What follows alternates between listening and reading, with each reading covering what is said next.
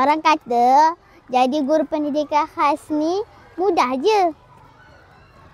Murid pun tak ramai. Realiti atau fantasti?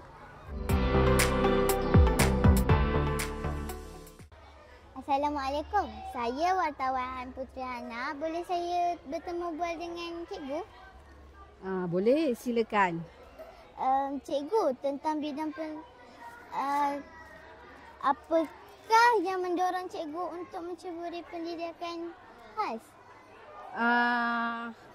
Waalaikumsalam. Nama saya Cikgu Rafiza. Cikgu adalah penyelaras PPKI SK Bandar Pusat. Yang menarik minat saya untuk menceburi bidang pendidikan khas sebenarnya memang dari dalaman saya suka anak-anak istimewa, suka pada kanak-kanak. Sesungguhnya mereka tidak ada dosa.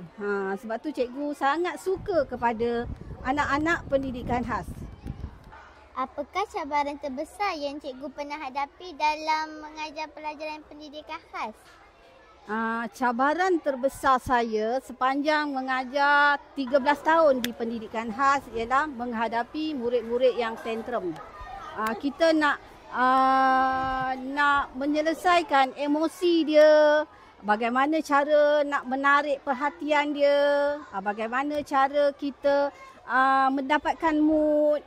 Itulah cabaran yang paling besar setakat inilah. Apakah harapan cikgu terhadap generasi pendidikan khas akan datang?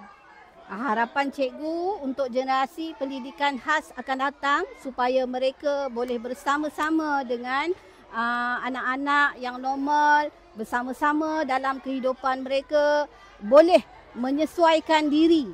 Dalam erti kata lain, boleh menjadi seperti insan-insan yang lain, tidak dipinggirkan.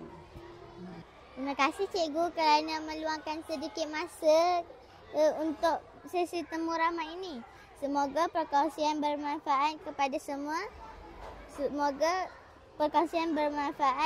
semua.